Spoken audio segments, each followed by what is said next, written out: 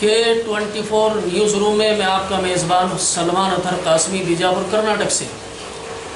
नाज़रीन, आपसे हमारी अपील है, हमारे चैनल को सब्सक्राइब करें, लाइक करें और बेल आइकन के बटन को दबा दें ताकि आपको हमारी ताज़ा तरीन ख़बरें मिल जाया करें। और हाँ नाज़रीन, हमारी ख़बरों को ज़्यादा से ज़्यादा शेयर करें, शेयर करना ना भूलें। नाज़रीन, बड़ी अहम ख़बर लेकर आपके सामने हाज़िर हुआ हूँ। जैसा कि 22 अगस्त 2017 आपने मीडिया पर देखा होगा, पढ़ा होगा। 22 अगस्त 2017 को सायरा बानो बाज़ाब्ता तौर पर 3 तलाक बिल को लेकर के गई थी और सुप्रीम कोर्ट में पटिशन दाखिल की थी। इन्हीं सायरा बानो के लिए जिन्होंने 3 तलाक मामले को उछाला था और सुप्रीम कोर्ट गई थी, उन्होंने आज बाज़ाब्ता तौर पर बीजेपी ज्वाइन कर ली, यानी बीजेपी पार्टी में शामिल हो गई है।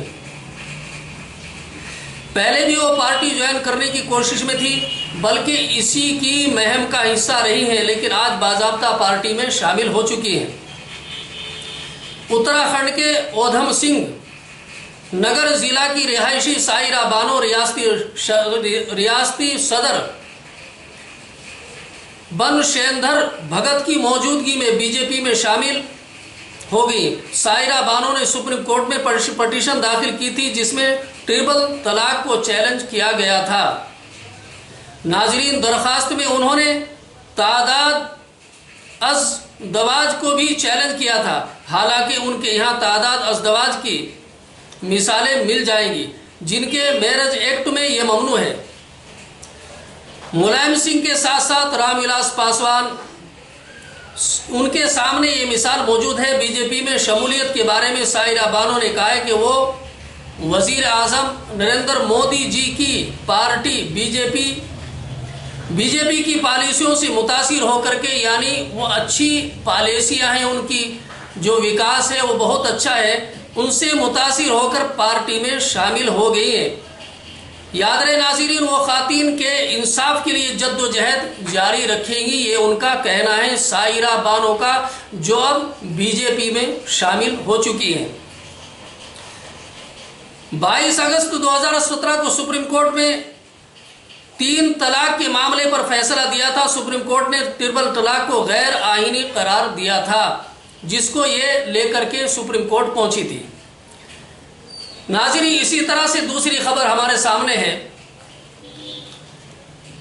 बॉलीवुड अदाकारा ज़ाहिरा वसीम के बाद बिग बॉस के जरिया बेपनाह शोहरत हासिल करने वाली,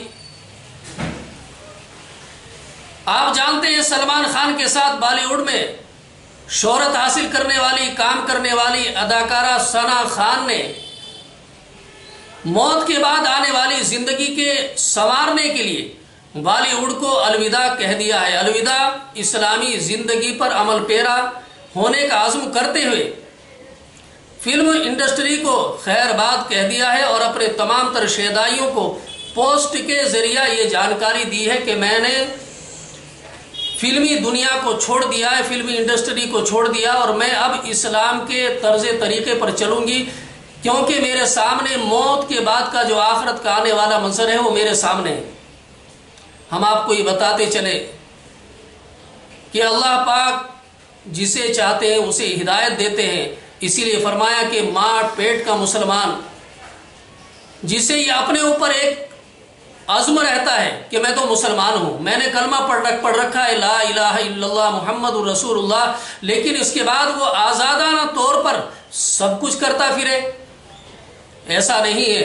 बल्कि यूँ फरमाया कि मुसलमान जिसे कहते हैं उसके ऊपर कुछ पाबंदियाँ रहती है। और पाबंदियाँ क्या रहती हैं कि उसकी असल ज़िंदगी ये दुनिया नहीं है, बल्कि असल ज़िंदगी आने वाली जो कब्र की ज़िंदगी, आखिरत की ज़िंदगी, वही ज़िंदगी असल है। सना खान का यही कहना है, जो कल तक इतनी बड़ी शोहरत हासिल करने वाली, फिल्मी अदाकारा, बॉलीवुड में काम करने वाली ऐसी सुपरस्टार जिसने अपना बड़ा नाम कमाया है, लेकिन आज वो कहती है कि मेरे सामने मौत के बाद की आने वाली ज़िंदगी है। मैं उस मौत के बाद की आने वाली ज़िंदगी को संवारने के लिए اپنی فلمی انڈسٹری کو بالکل خیر بات کہہ دیتی ہوں اور میں اپنی آخرت کی زندگی سنواریں گی.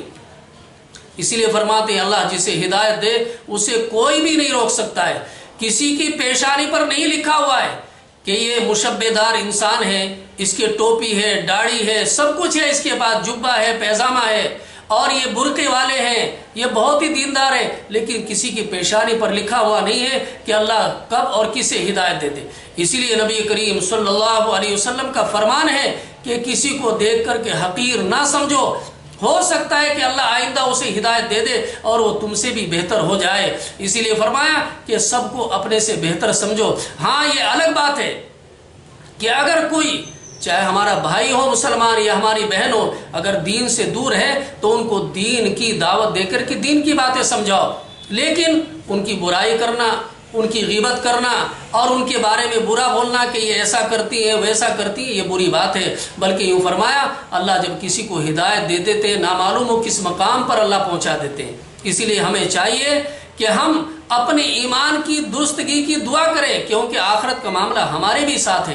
آج ہم یہاں ہیں، کل ہو سکتا ہے کہ قبر میں چلے جائیں، چاہے ہماری ماں اور بہنیں ہوں یا ہم ہوں. ہمیں چاہیے کہ اپنے آخرت کی ضرور فکر کیا کریں. آج میں آپ کو خوابوں کے بارے میں بتاؤں گی. بہت الگ الگ قسم کے خواب ہوتے ہیں. ایک خواب جو ہوتا ہے اچھا خواب، وہ اللہ کی طرف سے آتا ہے. دوسرا ہوتا ہے گندا خواب جو شیطان کی طرف سے آتا ہے.